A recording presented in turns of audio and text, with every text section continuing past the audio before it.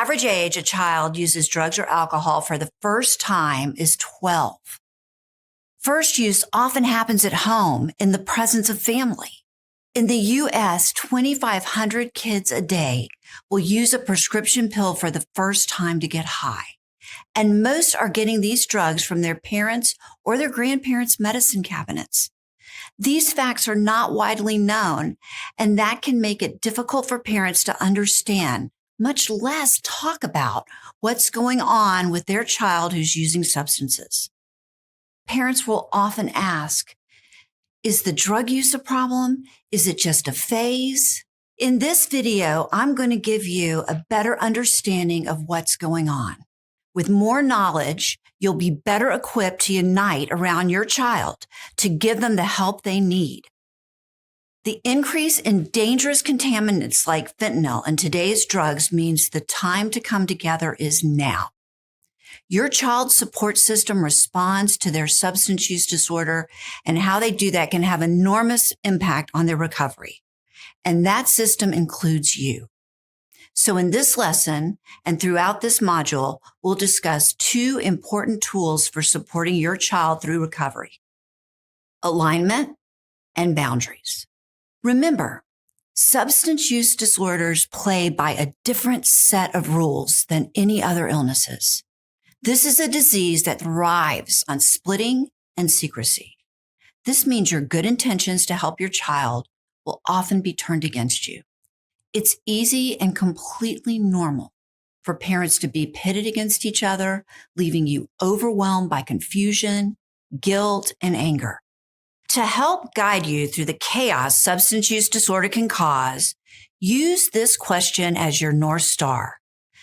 Does this decision support my child's health or contribute to their demise? The answer will help your family get aligned. Alignment happens when you get all these unique individuals on the same page.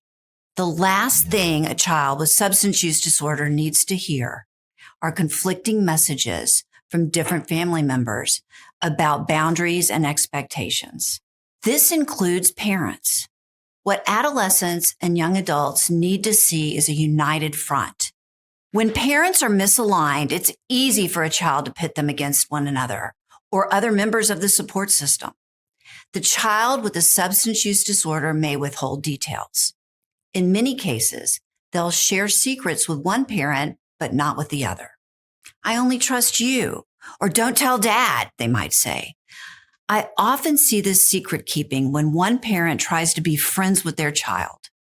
This kind of relationship may normally be a good parental instinct, but it will backfire if your child has substance use disorder. While each family dynamic is unique, alignment generally happens when family members agree about the family's shared vision and values and are able to make collective decisions. When it comes to uniting families, a good place to start is for everyone to be informed about the realities of substance use today. Remember, what young people are exposed to today is not what you were exposed to in 1982 or even 2002. Here's an example.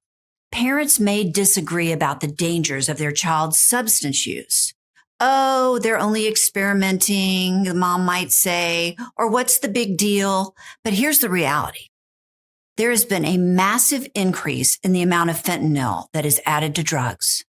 This includes cocaine and pills, even the ones that look like legitimate pharmaceuticals. And just about every street drug has it as well. So if you're debating with your spouse about whether your child is merely going through a phase, you can start to get aligned with each other by knowing the facts. Also, broader cultural changes affect how parents engage and what they are likely to treat a child with substance use disorder. These cultural shifts include media saturated with portrayals of drugs and alcohol, drugs contaminated with fentanyl, which makes experimentation potentially lethal in ways never seen before, information overload on the internet, as well as misinformation, and our shift from public social spaces like Facebook, where parents can see everything, to private ones like Snapchat that wall parents off. With constant change in how their child interacts with others, many parents struggle with a roller coaster of emotions, including feelings of having failed their child. It's important to know that your child has the ability to lead a better life, a far better life than they ever did before this illness started. That's the hope every parent should have. By showing a united front with your spouse or your child's parent, your family, your support system, you can turn that hope into a reality.